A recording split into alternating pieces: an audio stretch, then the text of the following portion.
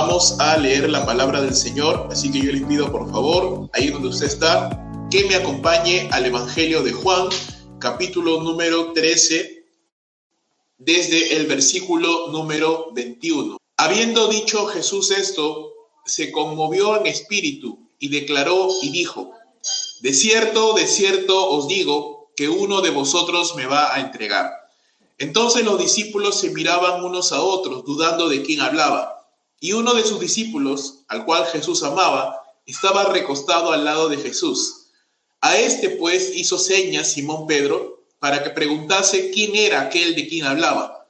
Él entonces, recostado cerca del pecho de Jesús, le dijo: Señor, ¿quién es? Respondió Jesús: a quien yo diere el pan mojado, aquel es. Y mojando el pan, lo dio a Judas Iscariote, hijo de Simón. Y después del bocado, Satanás entró en él. Entonces Jesús le dijo: lo que vas a hacer, hazlo más pronto. Pero ninguno de los que estaban a la mesa entendió por qué le dijo esto. Porque algunos pensaban, puesto que Judas tenía la bolsa, que Jesús le decía: compra lo que necesitamos para la fiesta, o que diese algo a los pobres. Verso número 30. Cuando él pues hubo tomado el bocado, luego salió, y era ya de noche. Entonces, cuando hubo salido, dijo Jesús: ahora es glorificado el Hijo del Hombre, y Dios es glorificado en él. Si Dios es glorificado en él, Dios también le glorificará en sí mismo, y enseguida le glorificará. Hijitos, aún estaré con vosotros un poco. Me buscaréis, pero como dije a los judíos, así os digo ahora a vosotros: a donde yo voy, vosotros no podéis ir. Un mandamiento nuevo os doy, que os améis unos a otros como yo os he amado, que también os améis unos a otros. En esto conocerán todos que sois mis discípulos, si tuviereis amor los unos por los otros. Verso 36, le dijo Simón Pedro: Señor, ¿a dónde vas? Jesús le respondió: a donde yo voy no me puedes seguir ahora, mas me seguirás después. Le dijo Pedro: Señor, ¿por qué no te puedo seguir ahora? Mi vida pondré por ti. Jesús le respondió: ¿tu vida pondrás por mí? De cierto te digo, no cantará el gallo sin que me hayas negado 3 veces. Hermanos, estamos siguiendo una serie de enseñanzas con respecto básicamente a las palabras del Señor Jesús y cómo Jesús se identificaba a sí mismo. Y seguimos en esta secuencia de enseñanzas, y la semana pasada, si usted recordará, estuvimos hablando acerca de cómo en el tiempo de la cena del Señor, en el tiempo de la última cena que Jesús tuvo con sus discípulos, Jesús tuvo un acto de tanta amabilidad, de tanto amor, de tanta humildad, que hizo lo que ninguno de sus discípulos quería hacer, que era servir, ¿no? Servir a los demás. Recordemos, solo para hacer una breve remembranza, en el mundo oriental, cuando uno entraba a la casa de un anfitrión, a una cena, a una invitación, normalmente el esclavo de menor rango, el siervo de menor rango, era el encargado de lavar los pies de la gente que entraba ahí, ¿no? Para poder disfrutar de la cena sin ningún inconveniente. Ahora, cuando los discípulos y el Señor se encontraron, ¿no? se reunieron allí en el aposento alto para pasar esta última cena, ninguno de los discípulos quiso lavar los pies de los demás.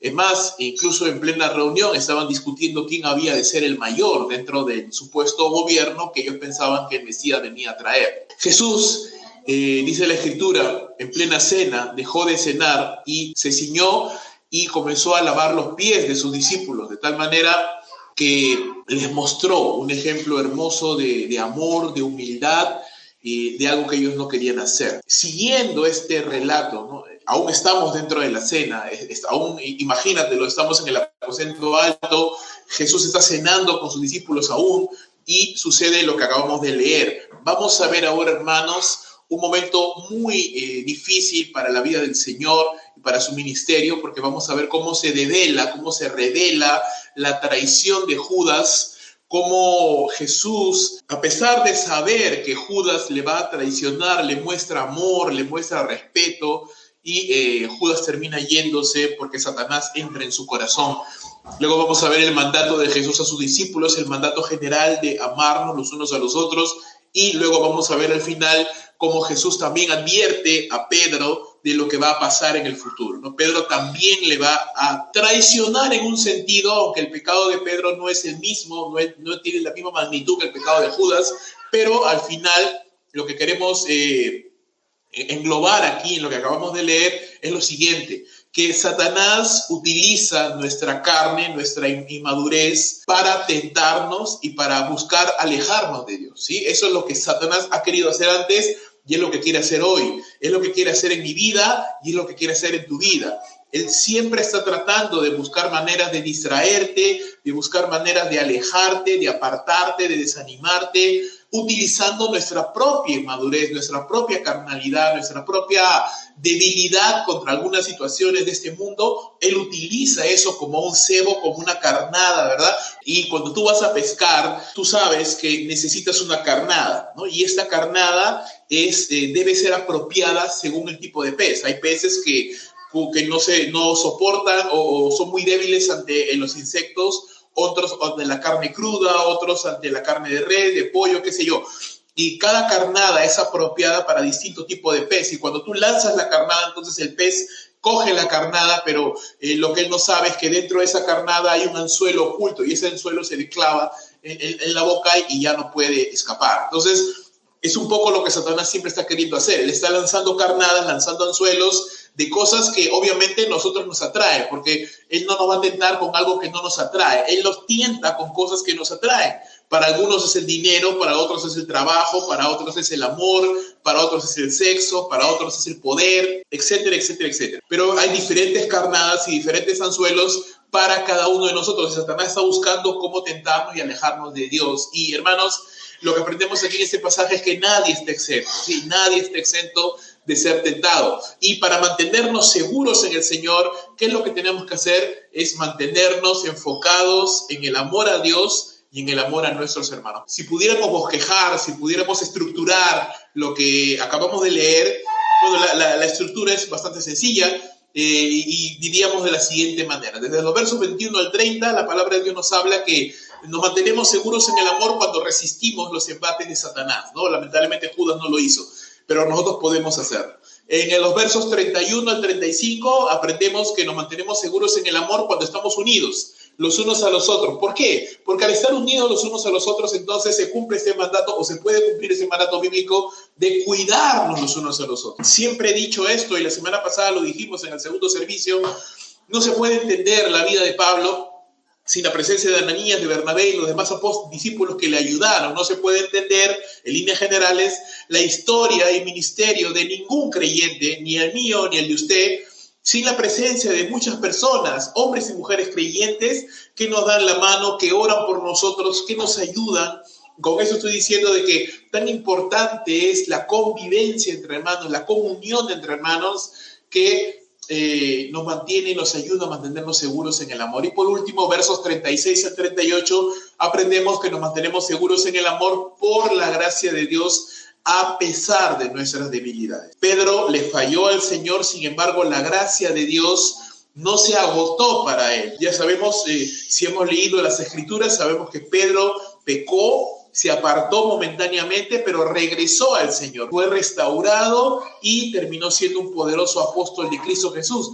La pregunta, hermanos, y muy interesante es, ¿por qué Judas no y por qué Pedro sí? ¿Por qué Judas se perdió? ¿Por qué Pedro no se perdió? ¿Por qué Judas nunca regresó y terminó suicidándose? ¿Por qué Pedro sí regresó al Señor? Queremos matizar esa respuesta con mayores componentes, con mayores elementos de juicio que nos ayuden a comprender qué es realmente lo que pasó, porque si no, entonces no podríamos aplicarlo a nuestras vidas, porque solamente hubo un hijo de perdición, que era Judas, no hay otro más. Pero, ¿qué pasa con los creyentes cuando nos apartamos? ¿Qué pasa cuando nos alejamos? ¿Qué pasa cuando nos enfriamos? ¿Qué pasa cuando empezamos a perder ese gozo de la salvación y ese deleite que todo creyente debiera de tener?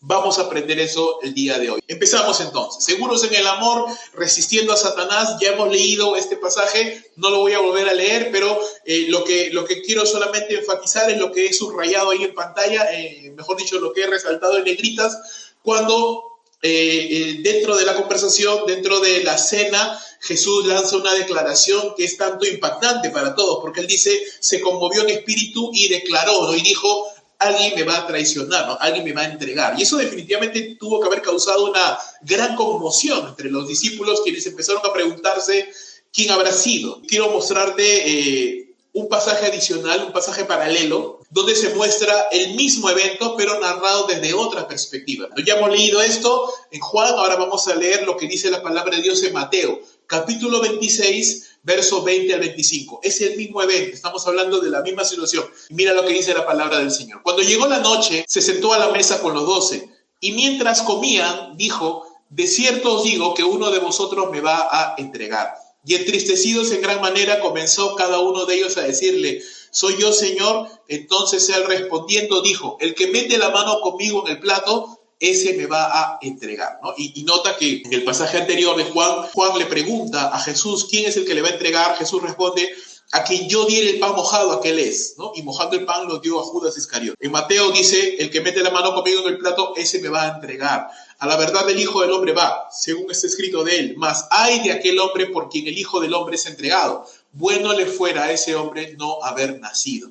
Entonces respondiendo Judas, el que le entregaba y le dijo, soy yo, maestro, le dijo, tú lo has dicho. Esto es importantísimo, ¿no? Yo quiero que aquí utilices mucho tu imaginación para tratar de ponerte en el lugar de un espectador que está allí y trata de imaginar cómo es el cuadro. Recuerda que lo dijimos la semana pasada, las cenas, los eventos en los tiempos orientales no eran tan parecidos a como nosotros lo vemos ahora, es decir, una mesa y sillas y la gente sentada alrededor compartiendo. No, era más bien un pequeño taburete muy al ras del suelo y las personas que iban a compartir esa situación, esa coinonía, esa comunión, se recostaban en el suelo, casi echados completamente, uno al lado del otro, de tal manera que todos podían acceder a la mesa y comer, pero todos estaban recostados, casi echados en el suelo. Esa situación propiciaba que hubieran personas más cercanas a las otras y ese era más o menos el ambiente en el cual se celebraban las comidas en los tiempos orientales, en los tiempos bíblicos. Ahora, en plena reunión, Jesús ya había lavado los pies de sus discípulos y aún así Judas todavía seguía en su intención de traicionarle. Obviamente, algo tenemos que notar aquí. Judas fue un gran actor, muy hábil, muy inteligente para fingir. ¿Por qué? Porque la Biblia nos dice y nos enseña que lo que albergaba, la traición que albergaba a Judas, es algo que ya se iba maquinando con el tiempo. Todos los discípulos pensaban que Jesús iba a ser un gran gobernante, que iba a destruir a los romanos y que iba a instaurar una era dorada para Israel, pero conforme pasaba el tiempo, ellos se iban dando cuenta de que Jesús no venía a traer esto, de que realmente Jesús era un rey más bien humilde, era un rey que promulgaba más bien no el poder militar, sino el servicio, el amor, el sacrificio, era un rey que hablaba de morir, era un rey que hablaba de cargar la cruz. Entonces esto definitivamente comenzó ahí a chocar en la mente, en el corazón de los discípulos y obviamente de los 12, 11 se adecuaron, fueron entendiendo y fueron comprendiendo que está bien, que lo que Jesús estaba diciendo, pues ese era el camino que había que seguir y tomaron la actitud que fue bien representada por Pedro cuando dijo, Señor, ¿a quién iremos si solamente tú tienes palabras de vida eterna? Sin embargo, Judas comenzó a maquinar esa decepción en su corazón, ¿no? Y la decepción viene, hermanos, cuando nuestras expectativas no se corresponden con la realidad. Probablemente las expectativas de este hombre eran expectativas de poder, de riqueza. Recuerda, si no lo sabes, de los 12 apóstoles, 11 venían de la región pobre de Judea, de Galilea. En cambio, Judas venía de una región de más poder económico, así que probablemente él estaba más aferrado al dinero. Y se sintió más decepcionado de que lo que Jesús venía a traer no era tanto un reino político y militar y próspero, sino más bien un reinado de amor y de servicio. Ahí es donde empieza la decepción de Judas. Y esta decepción se va transformando en dureza, en frialdad. Interesantemente, Judas no se aparta del Señor, se mantiene allí, pero empieza a fingir lo que no es, empieza a fingir lo que no siente y empieza a fingir lo que no cree. Cuando llega a este punto, la frialdad de Judas y su deseo ya de traicionar al maestro para ganar un poco de dinero conmovieron tanto el corazón de Jesús que dice la palabra Juan que Jesús se conmovió en el espíritu, ¿no? Y eso nos muestra, hermanos, que el Señor Jesucristo sí era el Hijo de Dios, era Dios encarnado, Dios en carne, pero no era insensible, no era indiferente a sus discípulos y a todo lo que estaba pasando a su alrededor, ¿no? Jesús ya sabía que Judas lo iba a traicionar, por supuesto que ya lo sabía, pero eso no evitó que él se sintiera conmovido, que él se sintiera entristecido, que él se sintiera de alguna manera conmovido en sus sentimientos por la frialdad. Así que conmovido en el espíritu, el Señor declara, de cierto os digo, uno de vosotros me va a entregar. Así que esto causó, vuelvo a repetir, una conmoción entre los discípulos y nadie, y mira, ¿y por qué te digo que Judas era un gran actor? Porque nadie sabía quién podía ser, ¿no? Si tal vez Judas hubiera mostrado algún tipo de actitud negativa, equivocada, pues todos hubieran sospechado, claro, Judas, no lo hubieran señalado, ¿no? Pero nadie lo señaló. Además, todos se preguntaban, ¿seré yo? ¿Seré yo? Nadie sabía. Es decir, que todos mantenían una actitud, pues, propia, correcta dentro de lo que cabe, como discípulos del Señor, y Judas no desentonaba de los demás. Por esto decimos que él era un gran actor. Era un gran actor que fingía lo que no era, fingía lo que no sentía y fingía lo que no creía. Por fuera él manifestaba una actitud, un comportamiento, pero por dentro, en su interior, Satanás ya lo estaba tentando. Él ya estaba abrazando la idea. Es más, ya había conversado con los fariseos acerca de entregarle a Jesús. John MacArthur decía en su libro El Evangelio según Jesucristo, decía que probablemente lo que quiso hacer Judas era, ya que no podía sacar ningún beneficio económico de ser discípulo de Jesús, pues por lo menos iba a tratar de sacar algunas monedas de ganancia. Así que lo que él hizo era dos cosas. Uno, robaba de la bolsa de las ofrendas que el ministerio de Jesús tenía, y dos, vendió a su maestro por 30 piezas de plata, ¿no? Y ese fue muy probablemente el patrón de pensamiento, ¿no? El rumbo de pensamiento que llevó Judas y que le llevó a traicionarle. Ahora, la Biblia nos dice, en Mateo, lo acabamos de leer, Mateo 26, cada uno empieza a preguntar, ¿no? Cada uno empieza a preguntar, ¿seré yo? Y nadie, pues obviamente nadie era. Y Juan, estamos mezclando los dos relatos, y Juan nos dice que Pedro le dice a Juan, le pregunta, pregúntale al maestro quién es. Esto nos dice claramente que Pedro se encontraba lejos, no se encontraba cerca a Jesús. Ahora, según Mateo, cada uno de los discípulos le preguntó al Señor si él era el traidor, ¿no? Mateo le pregunta, Señor, ¿seré yo? Y el otro, el Señor, ¿seré yo? Y así cada uno le preguntaba a Jesús, ¿seré yo? Cuando le toca a Judas preguntar, imagina el cinismo, ¿no? Porque Judas ya sabía que lo iba a entregar. Probablemente lo que Judas quería era probar, no era tantear a ver si Jesús sabía que él lo iba a entregar, ¿no? Así que Judas cínicamente le pregunta al Señor, maestro, ¿seré yo? No, imagínate, hay que ser muy cínico, ¿no? Hay que ser muy, no sé, muy frío para hacer esto. Y Judas le pregunta, ¿no? Maestro, ¿seré yo? Y la respuesta del Señor es clara, ¿no? Tú lo has dicho. Eres tú quien lo está haciendo, ¿no? Eres tú quien está albergando esto en tu corazón. Ahora, acá hay otro detalle. Nadie más escuchó esa respuesta. ¿Por qué? Porque obviamente si alguien más hubiera escuchado esta respuesta, definitivamente en ese mismo instante se hubieran parado y conociendo a Pedro como es, lo hubiera detenido, hubiera tratado de detener a Judas, ¿no? Pero no, nadie le escuchó. ¿Qué significa esto? Que para que nadie escuche la conversación entre el Señor y Judas debía haber estado muy cerca del Señor, es más, a su lado realmente. Pero sabemos por los evangelios que Juan estaba al lado de Jesús también. Es más, estaba recostado en su pecho. Ahora, en las cenas especiales, el lugar de honor, déjame contarte, el lugar de honor se encontraba a la izquierda, no a mi izquierda, a la izquierda del anfitrión. Y el segundo lugar de honor se encontraba a la derecha. Entonces, ¿quién estaba a la derecha del maestro? Juan. De tal manera que él podía recostar su cabeza en el pecho de Jesús, ¿no? Imagínate recostado, Juan está aquí a mi derecha, recostado en mi pecho, cerca a mi pecho, mientras que Judas está a mi otro lado, a mi izquierda, y cercano a mí también, y obviamente yo puedo hablar con Judas y Juan no me va a escuchar. Entonces, eso es lo que pasó. Ahora, ¿Pedro dónde estaba? Pedro probablemente estaba al frente o en una diagonal, de tal manera que tenía acceso directo a Juan, cerca a Juan, y preguntarle para que Juan le pregunte al Señor quién era el traidor. Ahora, entonces, ¿eso qué significa? Que el Señor Jesús le había dado el lugar de honor a Judas. No solo esto, Jesús dice, que cuando Juan le pregunta quién es el traidor, ¿qué responde el Señor Jesús según Juan? El que moja conmigo, ¿no? El que come el pan mojado, el que moja conmigo el pan en el plato, ese es. Y dice la Escritura que Jesús le dio el pan mojado a Judas. ¿Qué significa esto?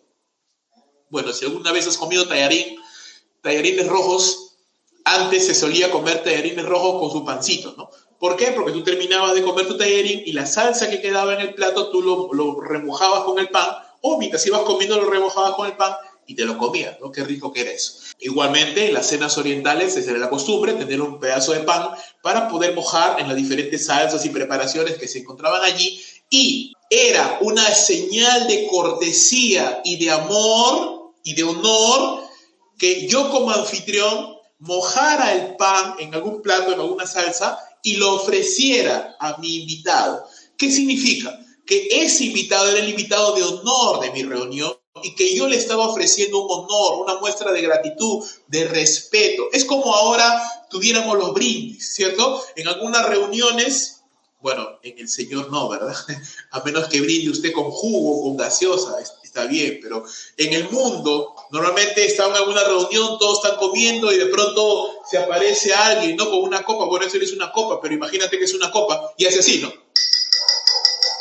Un momento, por favor, yo quiero hacer un brindis en honor de fulanito de tal. Y todos brindamos en honor de esa persona. ¿Y qué significa eso? Estamos reconociendo a esa persona como algo especial, como algo importante dentro de la reunión. En los tiempos bíblicos era con el pan. Cuando yo mojaba el pan y lo entregaba a la persona, eso es, yo le estaba mostrando amor, respeto, cortesía. Así que, aún sabiendo Jesús lo que Judas iba a hacer, no solamente le dio el lugar de honor, sino que también le dio una muestra de cortesía y de amor a Cristo Jesús. Jesús con esto le está dando una última oportunidad de arrepentimiento, ¿no? Le está diciendo, yo sé que tú eres el traidor porque te lo acabo de decir, tú lo has dicho, tú eres el traidor, yo sé que tú eres el traidor, sin embargo, te ofrezco la rama de la paz, ¿no? Te ofrezco una muestra de cortesía, de amor. Si tú te detienes en este momento, si tú dejas esa intención, yo te perdono y todo sigue igual, nadie más se tiene por qué enterar de que tú eres el traidor, esto queda entre tú y yo y aquí no pasa nada y seguimos adelante. Estoy parafraseando lo que se pudo haber entendido, lo que Judas debió haber entendido con el acto de Cristo Jesús, con ese acto de amor, de respeto. Pero dice la Escritura en Juan que cuando Judas hubo tomado el bocado, ¿no? Él lo recibió, lo comió, Satanás entró en su corazón. ¿Eso qué significa?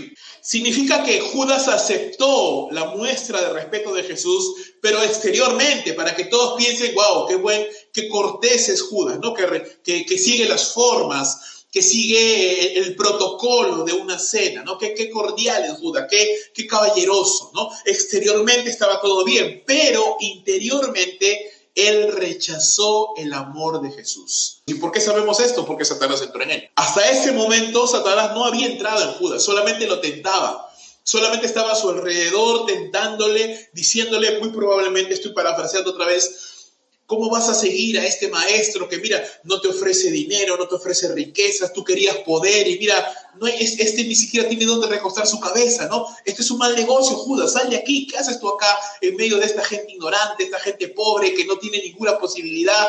Para ti, tú eres una persona capaz, tú eres una persona con mucho potencial, ¿no? Hay muchas cosas más grandes para ti, déjalos, no, abandónalos, ellos no es lo que tú estás buscando, eso no es para ti. Entonces probablemente Judas dijo, ¿verdad, no? Yo merezco más que esto, ¿no? Yo esperaba un cargo, yo esperaba poder, yo esperaba riquezas y lo único que me encuentro es cruz, que me hablan de muerte, que me hablan de sacrificio, que me hablan que el que quiera ser mayor tiene que ser el menor de todos, que me hablan de que si yo quiero tener la vida tengo que perderla, eso no cabe para mí, eso no lo entiendo, yo quiero vivir, yo quiero riquezas, yo quiero salir adelante, quiero progresar. Entonces, sí, con el paso de estos 3 años, recuerda que Jesús estuvo con sus discípulos 3 años de pensar, de meditar en su carne, ¿no? Si es que eso existe.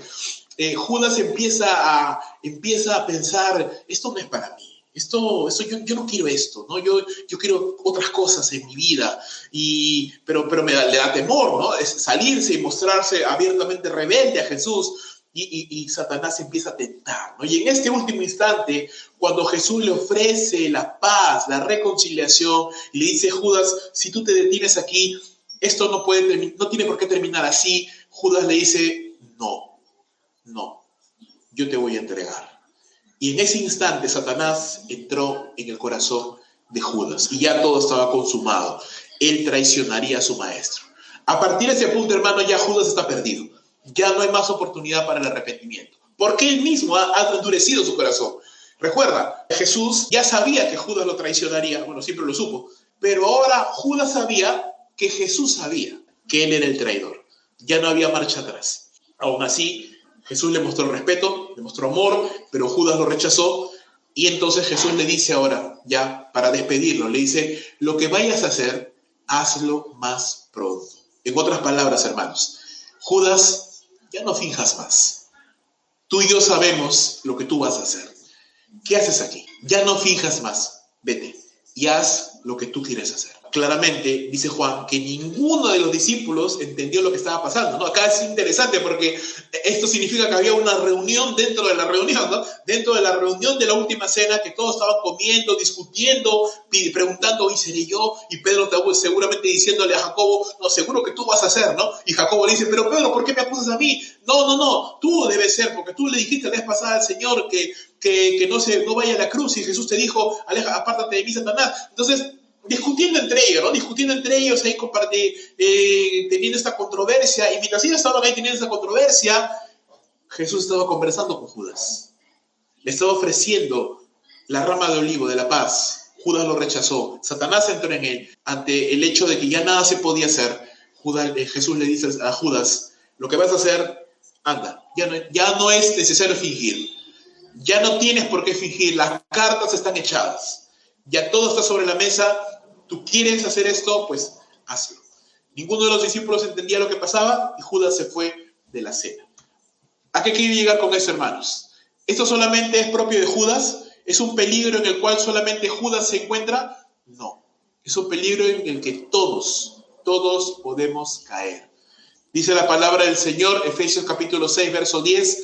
Por lo demás, hermanos míos, fortaleceos en el Señor y en el poder de su fuerza. Vestíos de toda la armadura de Dios para que podáis estar firmes contra las acechanzas del diablo, porque no tenemos luchas contra carne y sangre, sino contra principados, potestades, contra gobernadores de las tinieblas de este siglo, contra huestes espirituales de maldad en las regiones celestes. Por lo tanto, tomad toda la armadura de Dios para que podáis resistir en el día malo y habiendo acabado todo estar firmes. Mira, te muestro otro pasaje, Santiago capítulo 4, verso 7.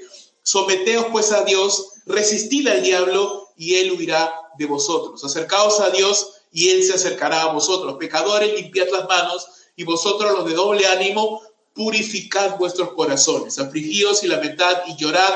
Vuestra risa se convierte en lloro, vuestro gozo en tristeza. Humillaos delante del Señor y él os exaltará. Un texto más. Primera de Pedro 5, del 8 al 9. Sed sobrios y velad, porque vuestro adversario, el diablo, como león rugiente, anda alrededor buscando a quien devorar, al cual resistid firmes en la fe, sabiendo que los mismos padecimientos se van cumpliendo en vuestros hermanos en todo el mundo. ¿Cuál es el común denominador de lo que acabamos de leer de la historia de Judas y de esos 3 versos que te acabo de mostrar?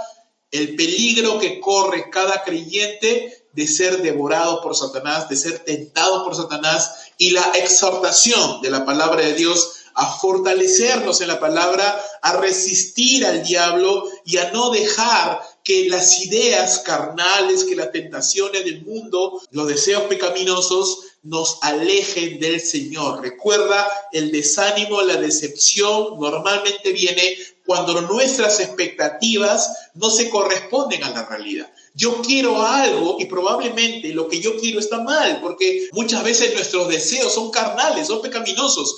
No son deseos que realmente agraden a Dios, pero queremos esas cosas. Porque Dios no nos va a dar nada que nos dañe. Recuerda lo que Jesús enseñó. ¿Qué padre, si un hijo le pide un pan, le va a dar una piedra o una serpiente? No, ¿verdad? Entonces nuestro Dios no nos va a dar algo que nos dañe, pero nosotros tenemos una expectativa y Dios no nos la da. Entonces, ¿qué sucede? Viene la decepción, viene la desilusión, viene el desánimo espiritual y nos queremos apartar de Dios. ¿Y qué utiliza Satanás? Eso, para hacernos pensar, Dios no te quiere, Dios te ha abandonado por las puras horas porque no te escucha. Entonces nos tienta, nos habla, nos dice cosas Y nos dice, por las puras te estás guardando en santidad, por las puras te estás yendo a la iglesia, por las puras horas, porque en el mundo vas a conseguir mejores cosas. Si quieres algo para ti, tú tienes que salir a buscarlo. Tú tienes que hacer tu propio camino. Tú tienes que ser el arquitecto de tu propio destino. Te engaña con mentiras. Entonces uno dice, ¿verdad, no? ¿Verdad? Yo no necesito a los hermanos, no necesito al pastor, no necesito la Biblia, no necesito la iglesia. Yo mismo puedo hacer mis cosas solo y nos apartamos. Los hombres necesitan más que un buen ejemplo y una buena enseñanza. Judas es el perfecto ejemplo. Judas tuvo al mejor líder y tuvo al mejor maestro, tuvo a Jesús, él aprendía directamente de Jesús. Sin embargo, aún así se perdió. Realmente lo que hay en nuestro corazón, hermanos, eventualmente saldrá a la luz. La codicia, la avaricia, lo que sea que hay en nuestro corazón. Podremos ser muy buenos actores. Puedo engañar a muchas personas, pero nunca podré engañar a Dios. Puedo ser muy buen actor, pero Dios conoce mi libreto, Dios conoce mi guión. Así que Él conocerá y sabe exactamente lo que hay en mi corazón y eventualmente lo sacará a la luz. Nadie está exento de ser tentado por Satanás. Él usa nuestra carne, deseos pecaminosos, intenciones ocultas y expectativas carnales para alejarnos de Dios. Si nuestro problema, por ejemplo, es que somos resentidos y no nos gusta perdonar, somos orgullosos, ¿sabe qué va a utilizar?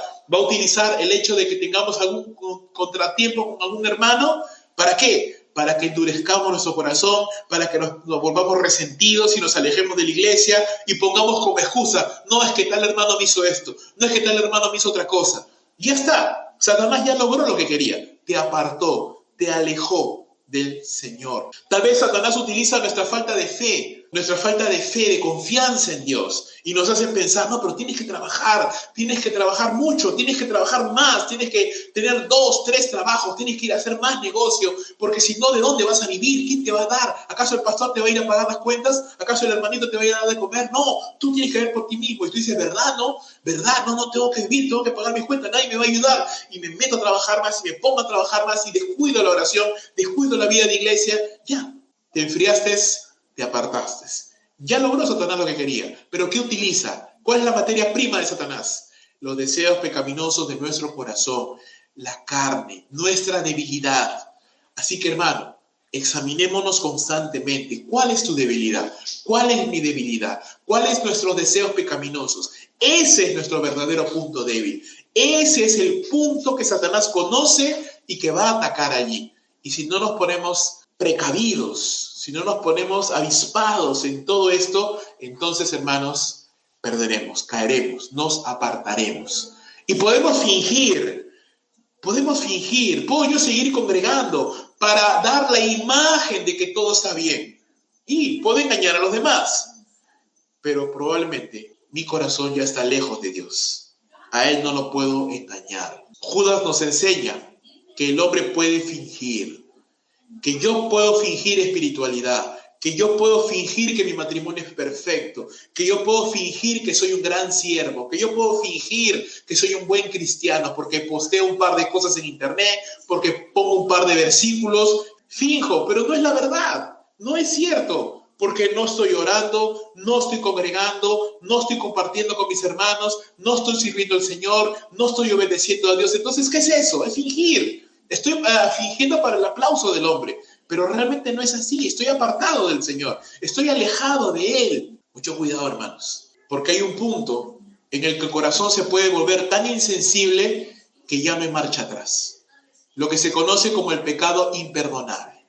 El pecado imperdonable, o más conocido también como la blasfemia contra el Espíritu Santo, es el pecado que se comete cuando nos hemos endurecido tanto, rechazamos tanto al Señor y tantas veces que ya llegamos a un punto de ceguera espiritual, llegamos a un punto de dureza en nuestro corazón que ya no hay marcha atrás. Judas llegó a ese punto. Los fariseos llegaron a ese punto de rechazar tanto y constantemente al Señor que cometieron el pecado imperdonable y ya no hubo marcha atrás para ellos. Mucho cuidado. Satanás no puede hacer nada si le resistimos.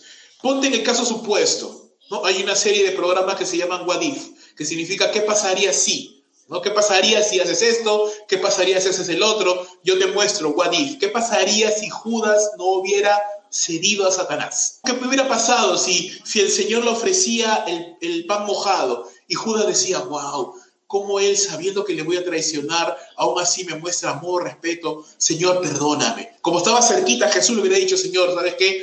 Perdóname. Perdóname, yo no te voy a traicionar. Yo quiero ser tu discípulo. Perdóname, por favor. Y Jesús le hubiera dicho, te perdono, hijo. Vamos adelante. Judas hubiera sido un apóstol, un predicador del evangelio, un siervo del Señor, pero no lo hizo. Se endureció. Se justificó a sí mismo. Se endureció en su corazón. ¿Y sabes cómo terminó? Terminó reventado. Se colgó de un árbol después de que se dio cuenta de lo que había hecho. El árbol se rompió y cayó y se reventó y partió por la mitad. Se suicidó, murió. ¿Dónde está ahora? En el infierno, para siempre. Juan capítulo 13, verso 31. Dice la palabra del Señor, cuando hubo salido, Judas ya salió, dijo Jesús, ahora es glorificado el Hijo del Hombre y Dios es glorificado en él. Si Dios es glorificado en él, Dios también le glorificará en sí mismo y enseguida le glorificará. Hijitos, aún estaré con vosotros un poco. Me buscaréis, pero como dije a los judíos, así os digo ahora a vosotros. A donde yo voy, vosotros no podéis ir. Un mandamiento nuevo os doy, que os améis unos a otros como yo os he amado, que también os améis unos a otros. En esto conocerán todos que son mis discípulos, si tuviereis amor los unos con los otros. Cuando Judas se fue, hermanos, se salió de la reunión, de la cena, la muerte de Jesús ya estaba en marcha, ¿no? Él salió, pero salió directo al Sanedrín para ya traer a los soldados y arrestar a Jesús. Así que ya no había nadie que interrumpiera esta dulce comunión de Jesús con sus discípulos. Así que Jesús ahora hace una referencia a su muerte y hace 5 referencias a la palabra gloria. Dice, ahora es glorificado el Hijo del Hombre. 1, Dios es glorificado en él. 2, si Dios es glorificado en él. 3, Dios también le glorificará en sí mismo. 4, y enseguida le glorificará. 5 referencias a la palabra gloria. ¿Y qué significa?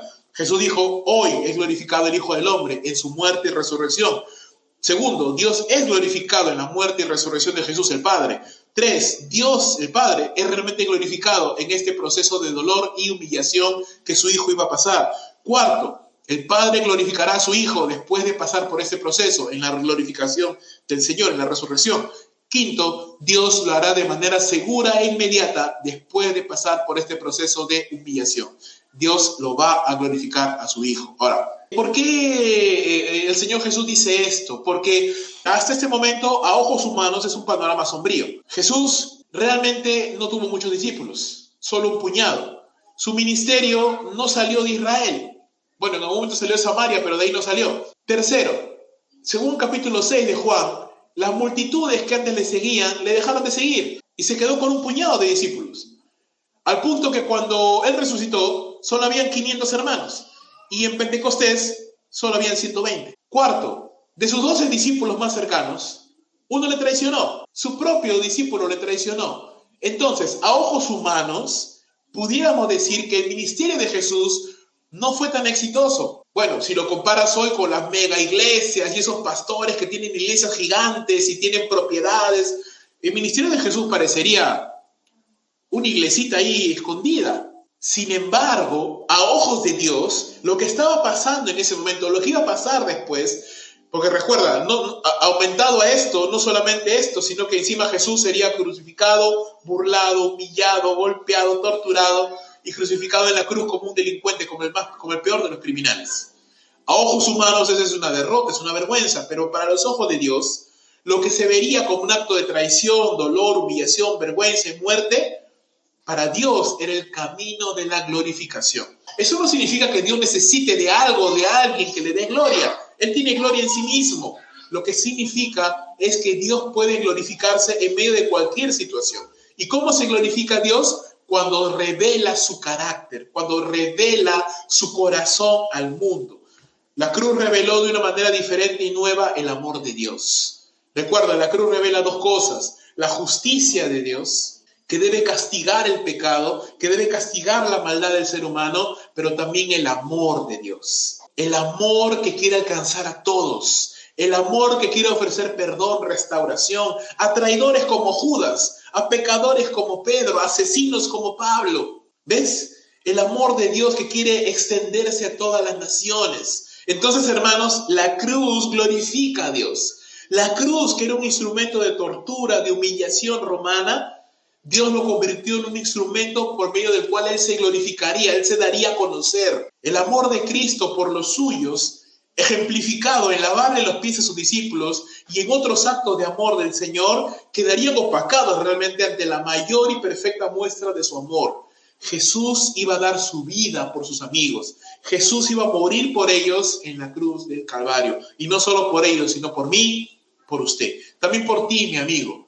Cristo dio tu vida por ti, amiga, amigo. Aún sabiendo que le rechazas, aún sabiendo que le niegas, aún sabiendo que blasfemas su nombre, aún sabiendo que a veces te has burlado de su palabra, Él, como con Judas, te ofrece el pan mojado, te ofrece la rama de olivo, te ofrece la paz.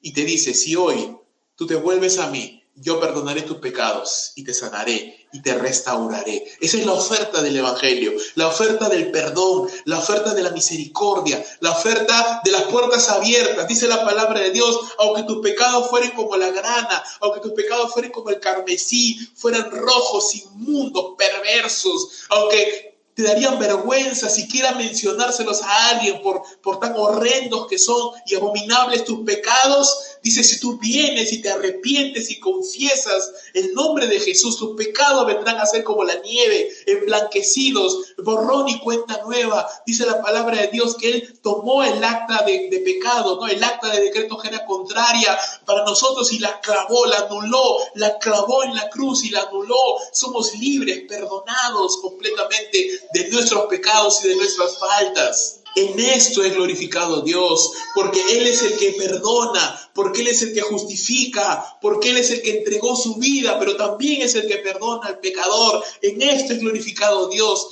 Dios es glorificado de muchas maneras. Dios es glorificado en los cielos y la tierra. Dice la palabra de Dios, los cielos cuentan la gloria de Dios y el firmamento anuncia la obra de sus manos. Cuando tú ves una playa, un desierto, un bosque, el planeta Tierra, el universo, la galaxia, la Vía Láctea, tú ves la gloria de Dios. Pero también ves la gloria de Dios cuando un pecador se convierte, cuando un pecador se arrepiente, cuando un pecador empieza a cambiar su vida y lo que era un hombre borracho, mujeriego, insensible, pecador, ladrón, fornicario, de pronto se empieza a transformar y se vuelve un buen hombre, un buen esposo, un buen padre, un buen hijo. Eso es gloria también, en eso Dios se glorifica, en que un matrimonio andan peleando como perros y gatos, se golpean, se abusan, maltratan a sus hijos, pero cuando se acercan a la palabra, cuando creen en Jesús, empiezan a leer las escrituras, ese matrimonio empieza a cambiar, ese matrimonio empieza a transformarse, esa pareja que paraban peleando, ahora se aman, se respetan, se cuidan, esos hijos que paraban llorando, esos hijos que paraban abandonados, golpeados, heridos, disminuidos en su autoestima, en su amor, ahora empiezan a ser transformados, ahora esos niños ríen, esos niños cantan, esos niños saltan, juegan. Dios es glorificado cuando hay vidas transformadas. Dios es glorificado cuando te aferras a la palabra y Dios empieza a transformar tu vida de lo que era un inútil, un vago, un bueno para nada. Dios transforma tu vida y te hace un siervo del Señor. Y lo que antes era un hombre ignorante y lo que antes era un hombre pecador y un hombre perdido, borracho, atado a pecados y a conductas adictivas, ahora Dios lo transforma y lo vuelve un predicador del Evangelio, un hombre que lleva y comparte la palabra de Dios. En esto Dios es glorificado. Ahora Jesús les anuncia a sus discípulos que se irá y que ellos no le pueden acompañar por el momento, ¿verdad? Porque después todos iremos a la presencia del Señor, pero en ese momento no, Él solo tenía que pasar por ese momento tan difícil. Pero les dejo un mandamiento nuevo: que se amen los unos a los otros. Ahora quiero decir algunas cosas con respecto a esto. El modelo de cómo debemos amarnos es el ejemplo de Cristo. Un amor incondicional, un amor sacrificial, un amor que busca el bienestar de los demás.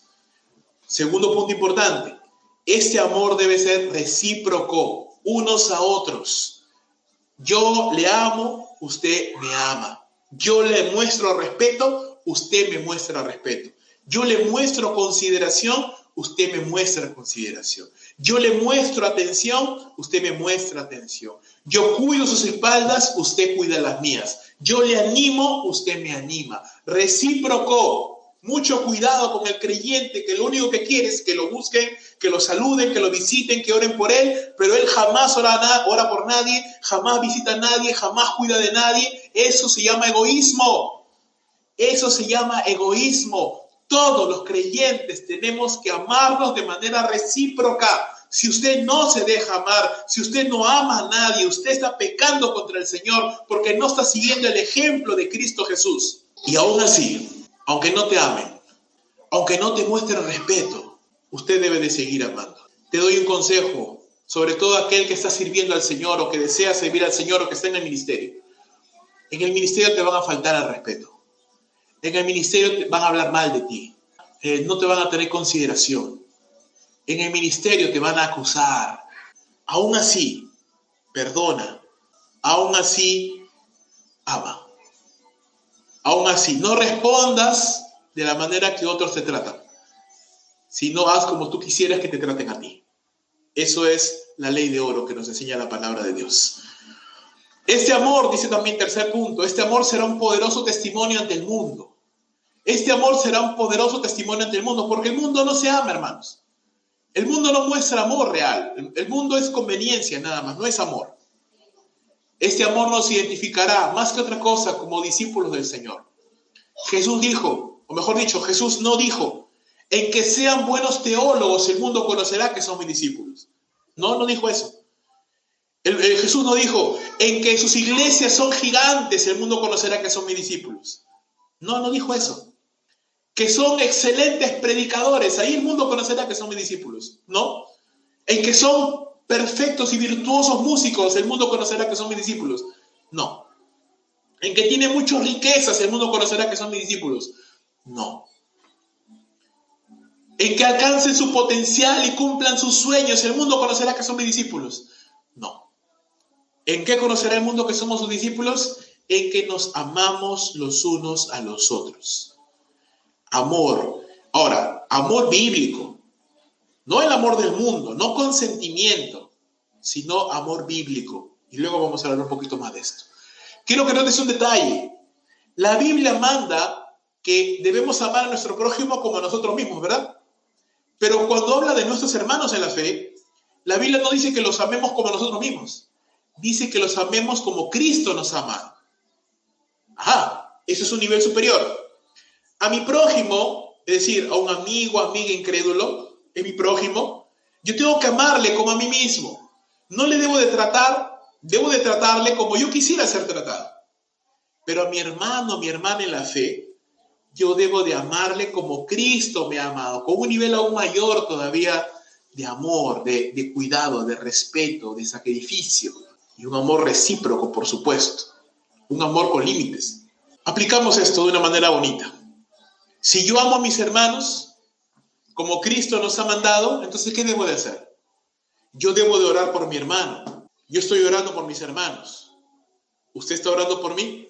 Si yo amo a mis hermanos como Cristo me ha amado, yo debo de animar y consolar a mi hermano. Animarle con la palabra de Dios. Alentarle con las Sagradas Escrituras, además de orar por él. Debo de estar presto para prestarle alguna ayuda en caso de necesidad. Si mi hermano necesita ayuda y está en mis manos poder ayudarle, puedo ayudarle. Debo de tener tiempo de comunión y amistad con mi hermano. Tengo que procurar estar en contacto con el hermano o la hermana. También debo respetar los límites del amor y la amistad, porque el hecho de que yo deba amar a mi hermano no significa, uno, que yo debo consentir todo lo que hace mi hermano. Dos, que yo debo de ser intrusivo, es decir, por el afán de tener comunión con mi hermano, yo forzar una comunión y hacerle preguntas y tratar de indagar en su vida, cuando esa persona no me ha dado la apertura. Hermano, la comunión solo se puede dar de a dos. Si la otra persona no desea, yo no puedo hacer nada. Yo no puedo obligar. Podré seguir orando por esa persona. Podré seguir animándole de alguna manera con la palabra de Dios. Pero no puedo ir más allá hasta que la otra persona me lo permita. Y eso es un límite sano. Porque el amor no es dictadura, hermano. El amor no es una dictadura. Es algo que tiene que fluir de manera natural. Digo esto para prevenir que a veces nos frustremos. Porque va a suceder que vamos a tratar con personas que no desean que las conozcamos. Y bueno, En la iglesia no todos tenemos que ser mejores amigos de todos. Por supuesto, tenemos que ser cordiales con todos, amigables con todos, pero a veces hay preferencias de amistad en cuanto a unas personas con otras, y está bien, no podemos obligar. Debo exhortar en amor a mi hermano si es que está caminando en el error. Debo disciplinarle en amor si mi hermano mantiene su pecado y no se arrepiente. Debo de orar e interceder por mi hermano para su pronta recuperación, y debo estar presto a restaurarle la comunión de la iglesia apenas y en cuanto yo vea arrepentimiento. Mientras no hay arrepentimiento, no puede haber restauración. Mira algunos textos donde nos hablan acerca de esta responsabilidad que tenemos los unos a los otros. Romanos 12:10. Amaos los unos a los otros con amor fraternal, en cuanto a honra, prefiriéndonos los unos a los otros. Romanos 15:14. Pero estoy seguro de vosotros, hermanos míos, de que vosotros mismos estáis llenos de bondad, llenos de todo conocimiento, de tal manera que podéis amonestaros los unos a los otros. Gálatas 5:13, porque vosotros, hermanos, a libertad fuisteis llamados, solamente que no uséis la libertad como ocasión para la carne, sino servíos por amor los unos a los otros. Efesios 4:1, yo pues preso en el Señor, os ruego que andéis como es digno de la vocación con que fuisteis llamados, con toda humildad y mansedumbre, soportándoos con paciencia los unos a los otros en amor. Colosenses 3:9, no mintáis los unos a los otros, habiendo despojado del viejo hombre con sus hechos. Hebreos 3:12, mirad, hermanos, que no haya en ninguno de vosotros corazón malo de incredulidad para apartarse del Dios vivo. Antes, exhortaos los unos a los otros cada día, entre tanto que se dice hoy, para que ninguno de vosotros se endurezca por el engaño del pecado. ¿De qué manera nos protegemos contra los embates del enemigo y no caemos en el error de Judas? De dos maneras. Amor a Dios.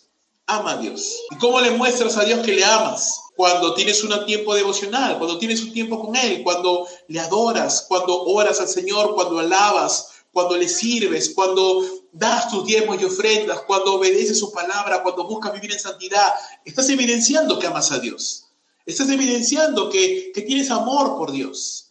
Y ese es un primer punto importante. El segundo punto importante, amor por nuestros hermanos. Cuando les mostramos a nuestros hermanos amor, amistad, compañerismo, cuando servimos unidos juntos como un equipo, cuando tenemos contratiempos pero nos perdonamos y seguimos adelante, cuando restauramos la relación y mantenemos amistad, cordialidad, cuando nos perdonamos mutuamente, cuando oramos los unos por los otros, intercediendo por mi hermano para que Dios le bendiga, le guarde, le cuide, cuando tenemos tiempos bonitos de comunión también, cuando hacemos estas dos cosas, hermanos, amar a Dios y amar a nuestros hermanos, entonces nos mantenemos protegidos. Satanás no puede atacar porque estamos resguardados los unos por los otros. Hacemos una fuerza en común y Satanás no puede arrebatarnos. Ambas cosas son importantes. El amor a Dios desencadena amor a los demás. Mi amor por los hermanos demuestra que amo a Dios. Si no amo a los hermanos, si no quiero pasar tiempo con los hermanos, si no quiero servir junto a mis hermanos, entonces simplemente eso me demuestra que yo no tengo amor a Dios, porque el que ama a Dios va a amar a sus hermanos. Juan dice en su primera carta, en esto conoceréis que hemos pasado de muerte a vida, en que amamos a los hermanos. Nos mantenemos seguros en el amor por la gracia de Dios a pesar de nuestras debilidades. Mira lo que dice el Evangelio de Juan, capítulo 13, verso 36. Le dijo Simón Pedro, Señor, ¿a dónde vas? Jesús le respondió, a donde yo voy, no me puedes seguir ahora, mas me seguirás después. Le dijo Pedro, Señor, ¿por qué no te puedo seguir ahora? Mi vida pondré por ti. Jesús le respondió, ¿tu vida pondrás por mí? De cierto te digo, no cantará el gallo sin que me hayas negado 3 veces. Déjame que te leo unos pasajes paralelos. Lucas capítulo 22. Dijo también el Señor, Simón, Simón, he aquí Satanás os ha pedido para zarandearos como a trigo, pero yo he rogado por ti, que tu fe no falte. Y tú, una vez vuelto, una vez que tu comunión con Dios se haya restaurado, una vez que tu amor por Dios se haya restaurado, ¿qué debes de hacer? Confirma a tus hermanos, ayuda a tus hermanos. ¿Ves? Por eso te decía, el amor a Dios y el amor a los hermanos está engranado. Yo no puedo decir que amo a Dios y no amo a los hermanos. Yo no puedo amar a los hermanos sin amar a Dios primero. Él le dijo, Señor, no, dispuesto estoy a ir contigo no solo a la cárcel, sino también a la muerte. Y él le dijo, Pedro, te digo que el gallo no cantará hoy antes de que tú niegues 3 veces que me conoces. Mateo 26:30. Y cuando hubieron cantado el himno, salieron al monte de los olivos. Entonces Jesús les dijo, todos vosotros os escandalizaréis de mí esta noche, porque escrito está, heriré al pastor y las ovejas del rebaño serán dispersadas. pero después de que haya resucitado, iré delante de vosotros a Galilea. Respondiendo Pedro le dijo, aunque todos se escandalicen de ti, yo nunca me escandalizaré. Jesús le dijo, de cierto te digo que esta noche, antes que el gallo cante, me negarás 3 veces. Pedro le dijo, aunque me sea necesario morir contigo, no te negaré. Y todos los discípulos dijeron lo mismo. Y por último, Marcos 14, 26, cuando hubieron cantado el himno, salieron al monte de los olivos. Entonces Jesús les dijo, todos os escandalizaréis de mí esta noche, porque escrito está, iré al pastor y las ovejas serán dispersadas. Pero después de que haya resucitado, iré delante de vosotros a Galilea. Entonces Pedro le dijo, aunque todos se escandalicen, yo no. Y le dijo Jesús, de cierto te digo que tú hoy, esta noche, antes de que el gallo haya cantado 2 veces, me negarás 3 veces. Mas él con mayor insistencia decía, si me fuera necesario morir contigo, no te negaré. También todos decían lo mismo. Acá hay un detalle muy importante. Te vas a dar cuenta, te he mostrado los 4 pasajes en los evangelios donde está este evento, donde Jesús predice la negación de Pedro. Pero Lucas y Juan nos dicen que Jesús le anunció a Pedro que lo negaría durante la cena. Estaban todavía en la cena, no habían salido todavía. Mientras que Mateo y Marcos nos muestran que ellos ya habían salido de la cena, iban rumbo al monte de los olivos, al huerto de Getsemaní, donde Jesús iba a orar, y allí en ese camino Jesús le advierte a Pedro de que le va a negar. ¿Qué significa esto? ¿La Biblia se contradice? No, simplemente que Jesús 2 veces advirtió a Pedro que le negaría. La primera vez durante la cena, la segunda vez cuando ya estaban saliendo rumbo al huerto de Getsemaní. Jesús advirtió a Pedro 2 veces que le iba a negar. Aún así, Pedro le negó, lo sabemos. Pero la diferencia entre Judas y Pedro es grande, porque Judas fue albergando en su corazón el pecado, su traición fue maquinada, fue planificada. A la par que él iba planificando su traición, él iba maquillando, él iba fingiendo lo que no era. Por el otro lado, Pedro era un creyente honesto que en el momento de la prueba, del temor, del miedo, pecó.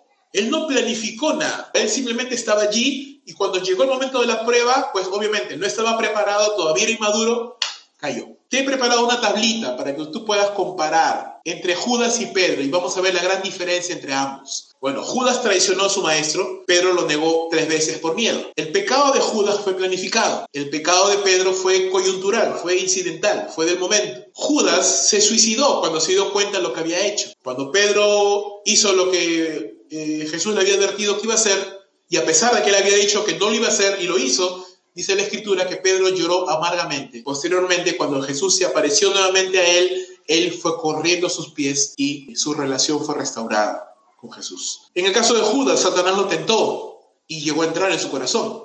En el caso de Pedro, no, solo fue zarandeado por Satanás. Pero Satanás no pudo entrar en el corazón de Pedro, porque Pedro siempre se mantuvo cerca del Señor. En el caso de Judas, Jesús le mostró amor y respeto. Sin embargo, Judas lo rechazó. En el caso de Pedro, Jesús intercedió por él.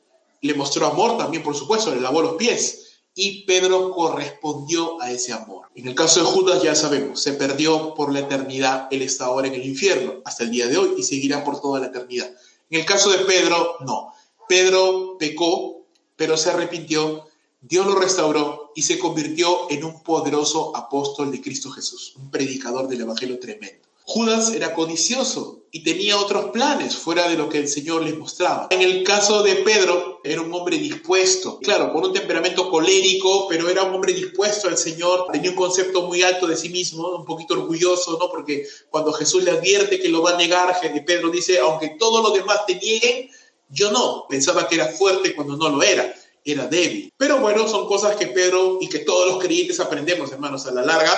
Cuando nos caemos, cuando tropezamos, nos damos cuenta de que no somos tan sabios, ni tan fuertes, ni tan audaces como nosotros pensamos, sino que nos falta muchísimo por aprender. Pedro aprendió a la mala, pero aprendió. Judas fingió devoción al Señor por un tiempo, ¿no? Por 3 años, o más o menos ese lapso, un poco menos tal vez, Judas fue fingiendo. Algo iba cambiando en su corazón y fue fingiendo. En el caso de Pedro, no.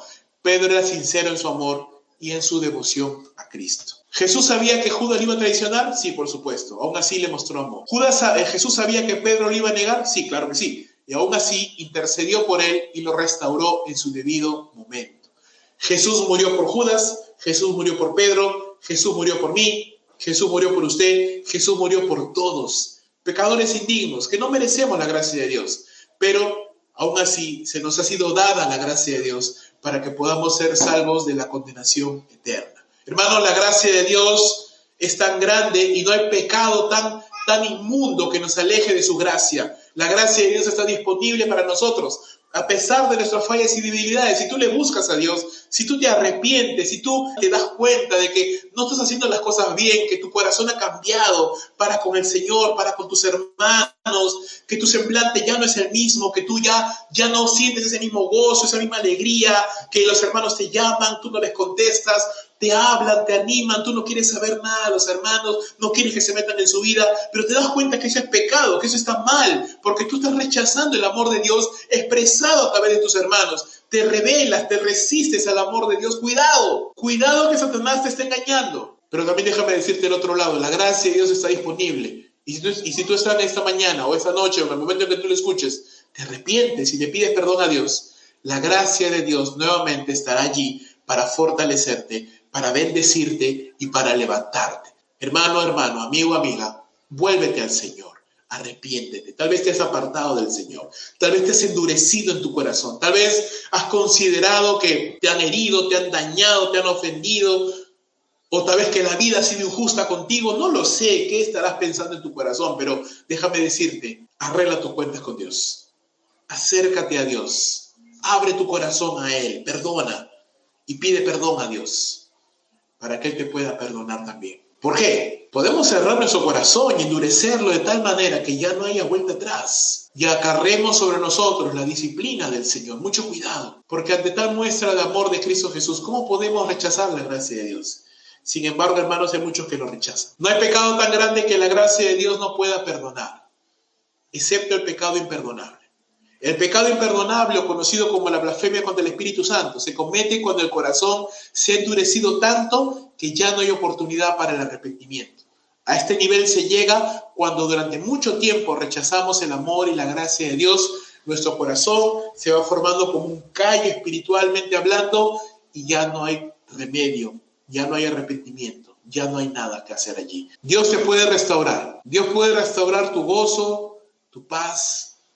Porque, hermanos, mientras nos mantengamos apartados de Dios, mientras nos mantengamos apartados de los hermanos, con rencor, con recelo, con resentimiento hacia algo, hacia alguien, jamás vamos a prosperar. Jamás las puertas de los cielos se van a abrir, ni va a haber bendición, ni va a haber provisión, ni nada. Mientras tengamos cosas ocultas en el corazón, mientras tengamos rencor, resentimiento contra alguien, algún tema no solucionado, mientras alberguemos esas cosas en nuestro corazón, aún nuestras finanzas, aún nuestra vida espiritual, nuestra familia, aún nuestra propia salud se va a ver afectada. La mano del Señor estará pesada sobre aquellos, como dice el Salmo 32, sobre aquellos que no confiesan el pecado y se apartan. Dice David en el Salmo 32, mientras callé, dice, se envejecieron mis huesos en mi gemir todo el día.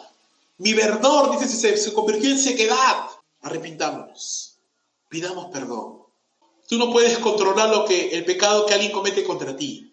No lo puedes controlar. Pero lo que sí puedes controlar es cómo tú reaccionas ante el pecado de una persona. Y si tú reaccionas con rencor, con resentimiento, endureciendo tu corazón, apartándote de los hermanos, apartándote de la iglesia, sobre pretexto de que te han dañado, te han herido, te han hecho esto, te han hecho el otro, para tu propio mal lo estás haciendo.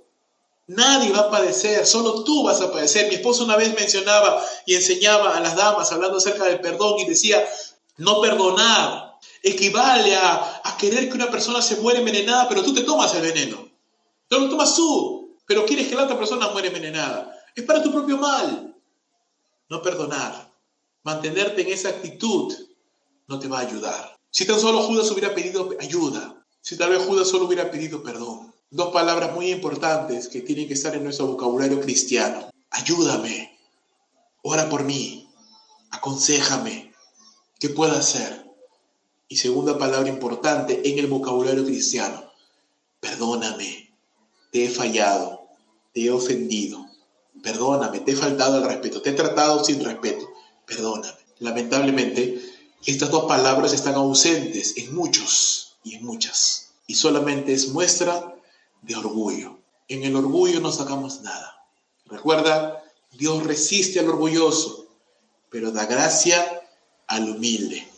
al que siempre pide perdón. Me da risa mi hijita, la menor, cuando yo disciplino a su hermana, la mayor, a Vania. La disciplino por algo que ha hecho mal y ya le he advertido que no lo haga y aún así lo hace y tengo que disciplinarla. Mi hijita, la menor, viene corriendo. Mi Bibi viene corriendo y me dice, Daddy, sorry, ¿no? Perdóname, papá, perdóname. Y me da risa porque yo le digo, hijita, pero tú no has hecho nada. Yo estoy disciplinando a tu hermana, no a ti. Tú no has hecho nada, pero ella siempre me abraza y me pide perdón. Pensará que yo también la voy a castigar a ella, ¿no? Pero es un hermoso ejemplo que siempre recuerdo. Me impactó desde la primera vez y siempre lo recuerdo, lo que ella hace. Porque digo, qué bonito corazón tiene, ¿no? Ojalá y ruego a Dios que nunca le quite ese corazón. De siempre correr a pedir perdón. Siempre correr a pedir perdón. No dejar que el enojo quede hasta mañana. Si tú tienes un problema con tu esposo o con tu esposa, pídele perdón hoy, no esperes mañana. Mañana puede ser demasiado tarde. Si tú tienes un problema con tu hermano o tu hermana, un malentendido, un contratiempo, pide perdón. Aunque pero a ti no te han hecho, tú no has hecho nada, tú dirás, pide perdón. Restaura la relación. Examínate.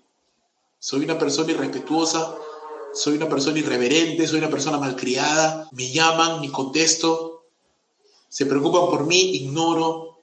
Pide perdón. Pide perdón. No me comunico, no rindo cuentas, he hablado mal de alguien tal vez has tenido una mala actitud con un hermano o con una hermana, pide perdón. Tienes algo en tu corazón, estás fingiendo, pero tienes algo en tu corazón contra alguien, no lo dices, pide perdón a Dios, sácalo, no te ayuda a guardar cosas, no ayuda a fingir lo que uno no cree, lo que uno no siente, lo que uno no entiende. Para tu propio mal, para mi propio mal es cuando nos guardamos cosas. Cuidado, podemos estar cerca de las actividades religiosas, pero lejos de Dios en nuestro corazón. Cuida tu vida espiritual. Si amas a Dios, le vas a servir y vas a amar a tus hermanos en la fe. Si no está pasando esto, si no estás amando a Dios, si no estás sirviendo a Dios, si no estás amando a tus hermanos, no estás orando por ellos, no estás sirviendo al Señor, no estás honrando a Dios con tus bienes y ofrendas, tus diezmos y ofrendas, no estás adorando al Señor, no estás viviendo en santidad, no estás leyendo la palabra, cuidado, algo está mal, examínate, pide ayuda, levanta la mano, pastor, hermano, ayúdame, ora por mí, ama. Debemos amar a nuestros hermanos, cuidándolos en oración y ánimo. Levántate. A pesar de las caídas y las fallas, el amor de Dios sigue disponible para todos. Si te preocupa tu vida espiritual, créeme, no has cometido el pecado imperdonable. Sigues todavía en posibilidad de ser restaurado. Así que levántate.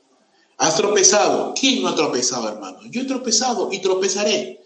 Todos tropezamos. Levántate y sigue caminando. Pide perdón a Dios y sigue caminando. Levanta a otros. Anima, restaura, exhorta a los hermanos que tú ves, que pueden haber caído, que pueden haber tropezado. Sí, si tal vez esa persona se resiste, se endurece, no quiere saber nada, pues ya nada más puedes hacer, solamente ora por esa persona. Pero si esa persona te da pie, te da cabida, quiere ser ayudada, ayúdale. Y por último, adora. Dale gracias a Dios porque aunque éramos enemigos y aunque a veces, hermanos, aún nos comportamos todavía como enemigos, Él nos amó y murió por todos y cada uno de nosotros. Te he mostrado dos ejemplos, Judas y Pedro. Judas le traicionó, Pedro le negó, uno se perdió, el otro llegó a ser un poderoso siervo de Dios. ¿Cuál es la diferencia? El corazón. Uno se arrepintió, el otro no. Los dos le fallaron, pero uno regresó, el otro no. ¿Cuál es el mandato central? Amémonos los unos a los otros. Amémonos. Si tú ves a un hermano tomar un camino equivocado, ora por él, intercede, anímale, exhórtale. Por supuesto, de esa persona depende si él quiere ser un Judas y perderse para siempre o ser un Pedro y restaurarse. Eso ya no depende de ti. Tú ya no puedes hacer nada ahí, pero sí puedes orar y sí puedes animar. Y sí podemos todos examinar nuestro corazón. Que Dios nos ayude, hermanos, y que nos guarde de semejantes ejemplos y que nos ayude y nos mantenga en santidad para la gloria de su nombre y para seguir predicando el Evangelio de Cristo Jesús. Y amigo, amiga, entrégale tu vida a Jesús. Mira, a pesar de que tú le niegas, blasfemas de Él, te burlas de su iglesia, te burlas de su palabra, Él te ama. ha muerto por ti, y en esta mañana te extiende el pan mojado y te dice, si tú te arrepientes hoy tu vida puede transformarse. Porque dice la palabra, si tú confesares con tu boca que Jesús es el Señor y creyeres en tu corazón que Dios le levantó de los muertos, ¿cuál es la oferta? Serás salvo. Salvo de tus pecados, perdonado tus pecados, lavado tu corazón, limpia tu mente y habrás obtenido el acceso al cielo y la vida eterna.